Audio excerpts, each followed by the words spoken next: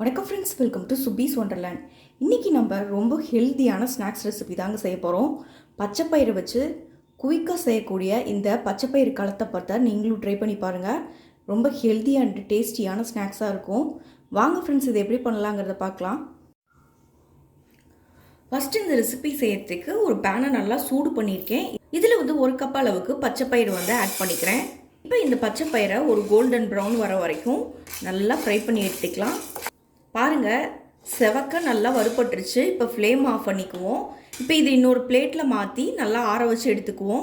இப்போ நம்ம ஆற வச்சுருந்த பச்சைப்பயிறு எல்லாத்தையும் ஒரு மிக்சி ஜாரில் சேர்த்துருக்கேன். இதை நல்லா ஃபைன் பவுடராக அரைச்சி எடுத்துகிட்டு வந்துக்கிறேன். இப்போ நம்ம பச்சைப்பயிரை நல்லா ஃபைனாக அரைச்சி எடுத்துகிட்டு வந்தாச்சு. இதுலேயே ஒரு கப் அளவுக்கு தேங்காய் துருவல் ஆட் பண்ணிக்கிறேன்.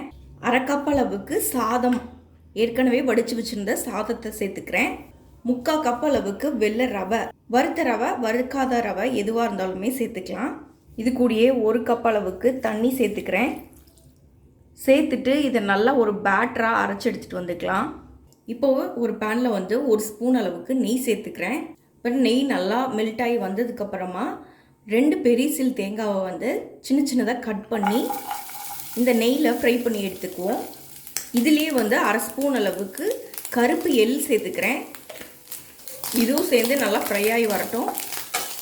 பாருங்கள், தேங்காய்லாம் நல்லா ஃப்ரை ஆயிடுச்சு. இப்போ ஃப்ளேம் ஆஃப் பண்ணிக்கலாம். இப்போ இது தனியாக எடுத்து வச்சுக்குவோம். இப்போ ஒரு பேனை சூடு பண்ணியிருக்கேன். இதில் 3/4 கப் அளவுக்கு நாட்டு சர்க்கரை ஆட் பண்ணிக்கிறேன். அதே 3/4 கப் அளவுக்கு தண்ணி சேர்த்துக்கிறேன். இப்போ இது நல்லா பாகாக உருகி கரைஞ்சி வரட்டும். நமக்கு பாகு எந்த கன்சிஸ்டன்சியில் தான் இருக்கணுங்கிற அவசியம் இல்லைங்க.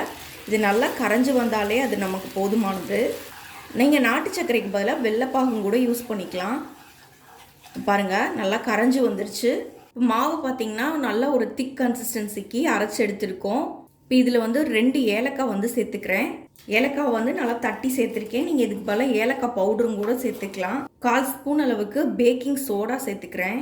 இல்லாட்டி ஸ்கிப் பண்ணிக்கலாம். இப்போ நம்ம கரைச்சி வச்சுருந்த பாகை இதில் சேர்த்துக்கிறேன். சூட்டோட சூடாக சேர்த்துட்டு இதை நல்லா கைவிடாமல் மிக்ஸ் பண்ணி எடுத்துக்கணும். மாவு அரைக்கும் போது நம்ம திக்காக அரைச்சிட்டோன்னா வெள்ளைப்பாகு சேர்க்கும் போது அது கொஞ்சம் நல்லா இலகி வரும். இப்போ நம்ம ஏற்கனவே ஃப்ரை பண்ணி வச்சுருந்த அந்த எள்ளும் தேங்காயும் கொஞ்சம் ஆட் பண்ணிக்கிறேன். பாதி தனியாக எடுத்து வச்சுக்கிறேன். அவ்வளோதான், நமக்கு இப்போ மாவு ரெடி ஆயிடுச்சு. இப்போ நம்ம ஆப்பமாக ஊற்றி எடுத்துக்கலாம். இப்போ தோசைக்கல்லை நல்லா சூடு பண்ணியிருக்கேன். நீங்கள் ஆப்பக்கல் இருந்தால் கூட நீங்கள் அதை யூஸ் பண்ணிக்கோங்க. இப்போ தோசைக்கல் நல்லா சூடானதுக்கப்புறமா நம்ம இந்த மாவை சேர்த்துக்கலாம்.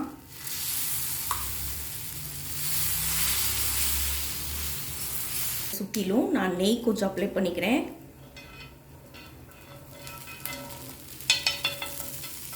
இது மேலேயே தேங்காயும் எள்ளையும் சேர்த்துக்கிறேன். இது ஒரு மூடி போட்டு மூடி நல்லா சுட்டு எடுத்துக்குவோம்.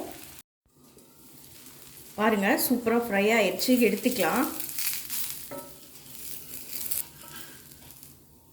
அவ்வளோதான், நமக்கு சூப்பராக அப்போ ரெடி ஆயிடுச்சு. இது தனியாக எடுத்து வச்சுக்குவோம்.